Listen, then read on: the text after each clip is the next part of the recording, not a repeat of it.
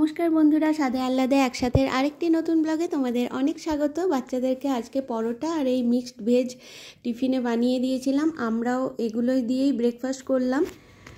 এখানে কেমন কাতলা মাছ কেটেছে দেখো, পিস করেছে দেখো। পেটি আর গাদার পিস করতে বলেছিল উদয়ন, তো ওরা পিস করেছে কেমন। মাছটাকে পুরো কুচি কুচি করে দিয়েছে। দুপুরে লাল ডাঁটা, পেঁয়াজ, আলু, সর্ষে বাটা দিয়ে চচ্চড়ি বানিয়েছিলাম আর আলু পটল দিয়ে মাছের ঝোল, সিম্পল রান্না।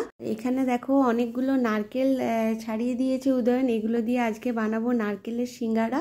নারকেলগুলো আমি ছাড়াতে পারি না, আগে আমার কাছে একটা ছোট্ট টুল ছিল নারকেল ছাড়ানোর, এখন আর সেটা ভেঙে গেছে। বানাবো হচ্ছে নারকেলের সিঙ্গারা, তো সেই জন্য এই যে দেখো আমি নারকেল কুচি কুচি করে কাটছি আর কিশমিশগুলো কুচি কুচি করে কেটে নেব।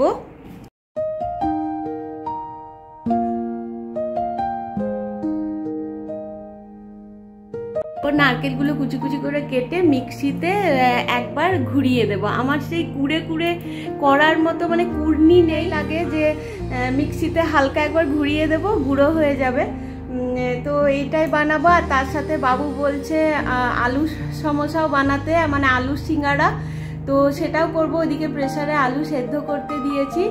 আর ছেলে মেয়ে উদয়ন ওরা গেল ইয়েতে, একটু বাজারে গেল। ছেলেটার চশমাটা ভেঙে গেছে, তো সেই জন্য ও হয়তো অন্য একটা চশমা নেবে, সেই জন্য গেল।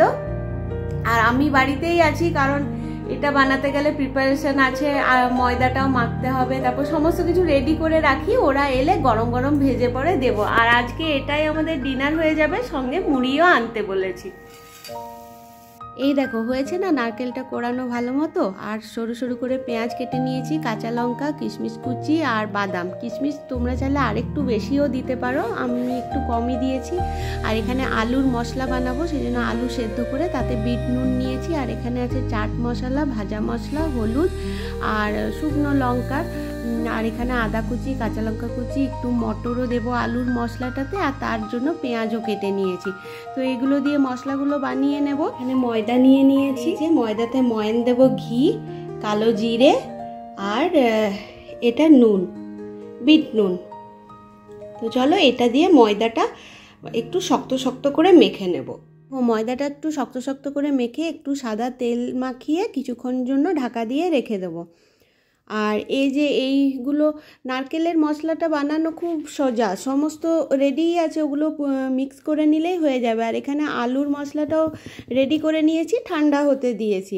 ঠান্ডা হলে একে একে সিঙ্গারাগুলো গড়তে স্টার্ট করব। নারকেলের মশলাতে যাবে কোড়ানো নারকেল, পেঁয়াজ কুচি, কাঁচা লঙ্কা কুচি, চিনে বাদাম ভাজা, বিট নুন, চিনি, কিশমিশ কুচি, এগুলো দিয়ে মিক্স করে নিতে হবে।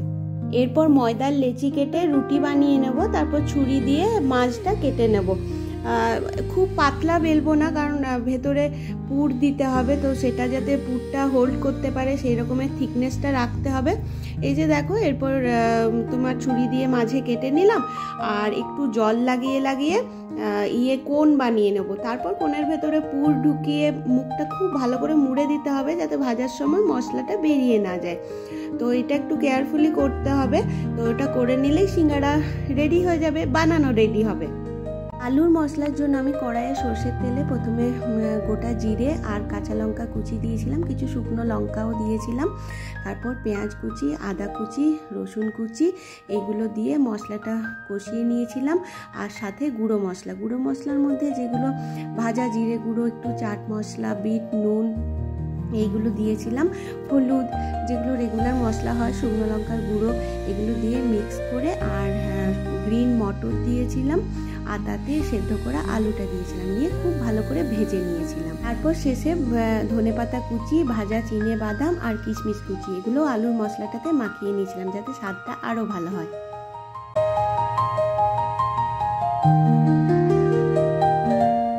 এই যে দেখো সব সমোসাগুলো বানিয়ে নিয়েছি। যখন বানালাম উদয়ন বাজার থেকে এসে বলছে মনে হচ্ছে না একটু কম কম হয়েছে, নিয়ে আবার ময়দা মেখে আবার বানালাম। আর এইখানে দেখো পুচুমা খেলছে বাজার থেকে এসে। আর ওরা বাবু ক্লাস করছে, ওদের নিজের কাজ করছে। আর আমি চলো ওইদিকে সমোসাগুলো ভেজে নিই।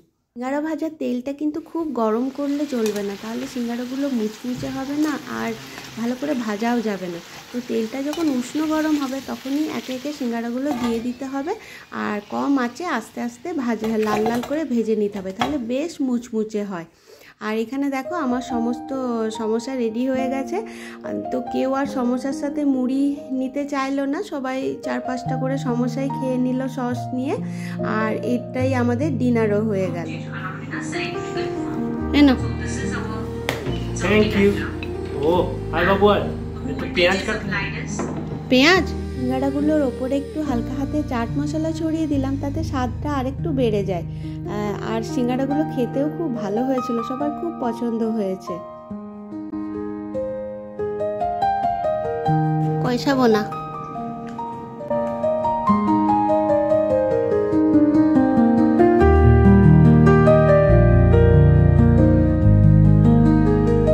কিছু সিঙ্গাড়া আমি ফ্রিজে স্টোর করে নেব, গেস্ট আসার আগে এভাবে আগের থেকে বানিয়ে রেখে দিলে গেস্ট এলে গরম গরম ভেজে দিলেও কিন্তু খুব ভালো হয়।